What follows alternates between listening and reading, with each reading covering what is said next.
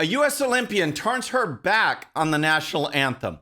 Brandeis University is under fire for its oppressive words list.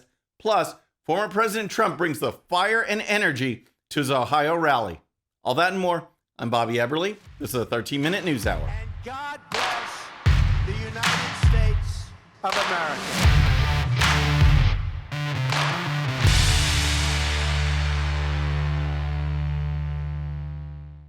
All right, friends, welcome to the show. Happy Monday. Hope you had a great weekend. If you're new to the show, thank you so much for tuning in. We're going to start with the U.S. Olympic team because it's back in the news and not in a good way. If you recall, on Wednesday's show, I talked about how the U.S. Olympic Committee is allowing a man to be on the women's BMX team. This man qualified as an alternate, which means he's on the team. Someone gets hurt, he's going to be competing. It also means that there is a woman who trained to be on the women's team who's going to be sitting at home because the U.S. Olympic Committee is allowing a man to be on there. Well, not only that, but it appears the Olympic Committee has no problem with athletes disrespecting the flag, disrespecting the national anthem, kneeling, turning your back. Apparently, it doesn't matter as long as these athletes now are promoting social justice and things that have nothing to do with sports. And here's the story. A hammer thrower turned away from the American flag and covered her head with a t-shirt that read "Activist Athlete" when the national anthem was playing during the Saturday U.S. Olympic track and field trials. Gwen Berry, 31, qualified for the Olympic Games in Tokyo, having placed third on Saturday. On the podium, Berry took a quarter turn to face the stands while the event's winner, Deanna Price, and second place finisher Brooke Anderson stood facing the flag, ESPN reported. To me, this is just outrageous. You have an American athlete who wants to be on the American team but protests the American flag. This is not the type of person who should be on the team. The U.S. Olympic team or any American national team should be represented by the best athletes who are also the best ambassadors for the sport and for America. You are representing your country. You should be proud of your country. You should at least like your country and stand for your national anthem and not turn away. And here's more. When the Star-Spangled Banner played, Berry put her left hand on her hip and shuffled her feet. Toward the end of the anthem, the Olympian put a shirt with the words "Activist Athlete" over her head, according to ESPN. I feel like it was a setup and they did it on purpose, Berry complained about a 5-minute delay, which resulted in the anthem coinciding with her being on the podium. I was pissed, to be honest. I really don't want to talk about the anthem because that's not important. The anthem doesn't speak for me. It never has, Berry added. Unreal. The anthem doesn't speak for her, and it never has. What kind of upbringing is this? What kind of teaching is this in America when your whole life the national anthem doesn't represent you, and yet you want to race for America? Sounds like a bunch of personal glory to me and not representing your country. But here, let me clarify a couple things.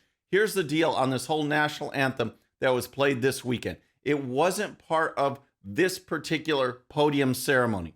This is the Olympic trials for America. So everyone who wins is going to be an American. They're not playing the national anthem all the time for every single event. But one time each day, they'd play the national anthem. People would stop. They would turn, they'd put their hands over their hearts because that's what Americans do. Not white Americans, not black Americans, but Americans when the national anthem is played.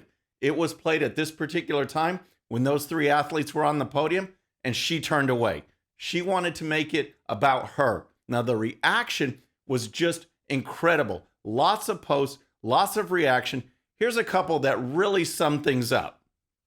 Any athlete that disrespects the American flag does not deserve to be representing the USA at the Olympics. Well, that's my feeling exactly. It's not just about being an athlete or the best athlete or a great athlete. It's about representing America. And here's another. The whole point of the Olympics is to represent your country with honor. If you can't do that, you shouldn't compete. It's not about personal glory. This is just being self-centered. If you have issues, then there is a time and place for that, but not here. Well said on that one. This is not about personal glory, folks, and it also isn't about freedom of speech. The U.S. Olympic Committee can set whatever standards of conduct they want. just like any other organization. You know, proper attire, proper conduct, proper behavior. They can set that. And they had rules before about needing to stand in attention for the national anthem. But apparently, the U.S. national team, the Olympic Committee, has caved to the woke radical left. So you tell me in the comments, should this person be on the Olympic team or not? All right, so next we're going to talk about Brandeis University. But first, if you're new to the show or haven't subscribed yet, regardless of platform, just search out my name, hit that subscribe button, make sure notifications are turned on. That way you can follow the show and help us grow. All right, let's talk about Brandeis University because it's making news for its oppressive words list, which takes the woke left radical cancel culture to a whole new level. It's so bad that novelist Joyce Carol Oates had to call it out on Twitter, went on a Twitter rant because this list is just so dumb. And here's the story. Add award-winning novelist Joyce Carol Oates to the list of those who've had enough of cancel culture. Oates last week mocked a student-prepared list at Brandeis University in Massachusetts that suggested banning words and phrases such as picnic, survivor, and you guys. What is strange is that while the word picnic is suggested for censorship because it evokes in some persons lynchings of black persons in the U.S., the word lynching is not itself censored, the author of A Garden of Earthly Delights tweeted Thursday. See? Things are just getting ridiculous, folks. You can't say the word picnic because it may somehow remind people of lynchings. Yet, the word lynching is not on the list. You can say that. Saying lynching, that's all fine and good, but don't you dare say picnic. That's bad. Here's more. After the list went viral, picnic appeared to have been removed from the list, but the phrase everything going on right now remained, as the list makers claim speakers should be specific about what they mean. Being vague about important issues risks miscommunication and can also avoid accountability, the list said. The suggested banned words were deemed to be associated with violence, gender or racial exclusion, cultural appropriation, or were just considered generally inappropriate. Instead of you guys, which is considered gender specific, speakers could say y'all, folks or folks, friends, loved ones, people, the list suggests. Trigger warning could ironically be triggering for victims of violence, the list said. That last one is just so perfect, folks. All these left-wing snowflakes talk about now are microaggressions and trigger warnings. Now, you can't say trigger warnings because that might trigger the snowflake. It's just crazy. It's nonsensical. And here is an explanation about this list from the university. Brandeis spokeswoman Julie Jett said in a statement that the list is in no way an accounting of terms that Brandeis students, faculty, or staff are prohibited from using or must substitute instead. It is simply a resource that can be accessed by anyone who wants to consider their own language in an effort to be respectful of others who may have different reactions to certain terms and phrases, the Washington Times reported. Oh my gosh, what words are going to be left when all this is said and done, when the radical left has their way? We won't be able to describe anything because we won't have the allowable words to do it. Thankfully, this novelist was fighting back, was calling it out, and hopefully more people will do so. It's time to just talk, to debate, to engage, and have dialogue, and not be triggered so much and worried about microaggressions or white guilt or white privilege or all this other nonsense. Let's get back to the basics and have some common sense. All right, next, let's talk about former President Trump because he was in Ohio this weekend, had a rally which was just awesome. The energy, the enthusiasm. This man spoke for over an hour and a half and just brought down the House. And it is such a contrast to Joe Biden, who can barely get out a sentence, which it's like he has to charge himself up for the 4 work days of the week before he does something on that 5th one, and then he rests all weekend because he can't get out another sentence. Such low energy, such weird activity, that whispering that he was doing. President Trump, on the other hand, brought down the House. He was awesome. Here's a former president talking about critical race theory. Earlier this year, the Biden administration issued new rules pushing twisted critical race theory into classrooms across the nation and also into our military. Our generals and our admirals are now focused more on this nonsense than they are on our enemies. We need a Republican Congress to ban critical race theory. You know, I had it banned through executive order, and it was fine. And then when we didn't get in, they immediately reinstituted it, but it was all gone. But they have to get it out of our schools, and they have to ban it in our workplaces, and ban it in our states, and ban it in federal agencies, and ban it in our military. Well, he's absolutely right. We can't have this lessons, this curriculum, this ideology being taught to our kids or at the workplace or in the military. President Trump understands this must be stopped. The woke radical left must be stopped. Here's Trump talking about the southern border. Immediately upon taking office, Joe Biden deliberately and systematically, through his people, because I don't think he did it, dismantled America's border defenses and incited a flood of illegal migrants like this country has never seen. They violated our laws from every single corner of the globe they were invited in, and we can't do that. We can't afford it. We can't have it. We can't have people coming out of prisons. We have no idea who they are. Illegal border crossings are now up 976% since just a short few months ago.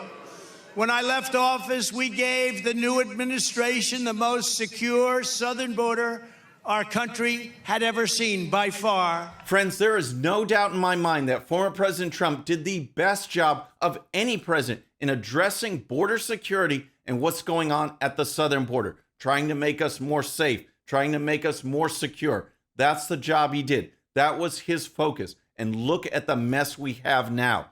Kamala Harris went down to El Paso on Friday, and she said the Biden-Harris administration is actually making progress. Seriously? Check this out. Is this progress? The numbers in January and February are bad enough. They're terrible. Then it gets even worse. 173,000 in March, 178,000 in April, 180,000 in May. How is that progress? What a mess at the border. But here's former President Trump. Here's former President Trump wrapping things up. There is no mountain we cannot climb. There is no summit we cannot reach. There is nothing that we cannot do. There is absolutely nothing we cannot match. There is no challenge that you will let us down. You will never let us down. The people of Ohio will never let us down. The people of our country will never let us down. We will not bend. We will not break. We will not yield. We will never give in. We will never give up. We will never back down. We will never, ever surrender. My fellow Americans, our movement is far from over. In fact, our fight has only just begun. Wow, what a closing. And I'm just thankful that Newsmax and Right Side Broadcasting decided to cover the speech. They covered it, and it was fantastic. All right, now on the not so fantastic side, let's talk about Senator Mitt Romney, because this guy is a piece of work. He gets played by Joe Biden and then just comes and says how wonderful Joe Biden is on CNN this weekend. Now recall, he is part of this bipartisan group of senators that hashed out an infrastructure deal. They came, did a little press conference, says, oh, we're working with Joe Biden. It's all great. And then Biden and Schumer dropped the bomb and say, guess what? I'm not signing that unless you sign our Green New Deal human infrastructure plan that has nothing to do with infrastructure, tying them together, making Romney and the others look like chumps. Well, then Biden later said, hey, you know what? I'm just kidding. You can't trust these people. You can't trust Joe Biden. Yet Mitt Romney was going on CNN saying how good Biden is. Here is CNN's Jake Tapper laying out what happened.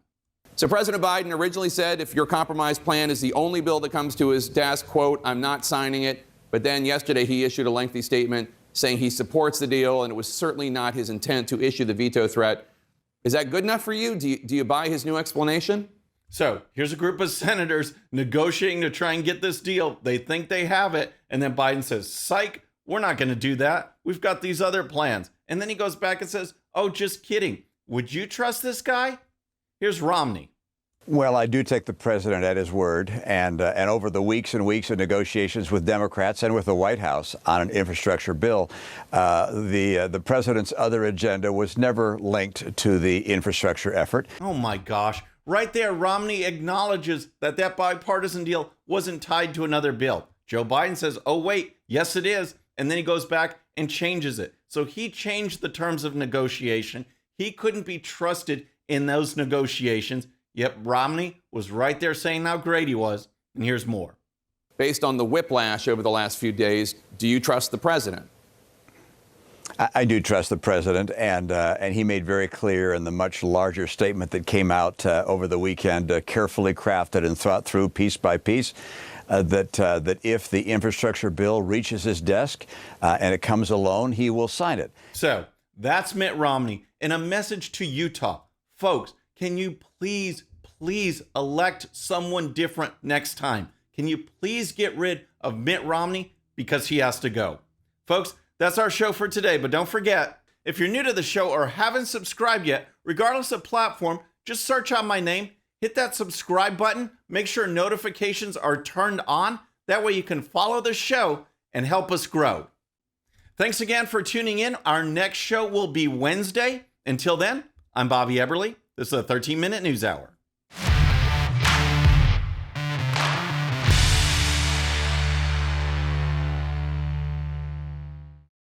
Okay, friends, thanks so much for watching. And before you go, please hit that subscribe button, hit that bell so you'll be notified.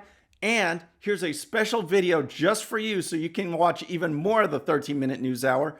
And don't forget to check out GOPUSA.com for the best in conservative news and commentary. We'll see you next time.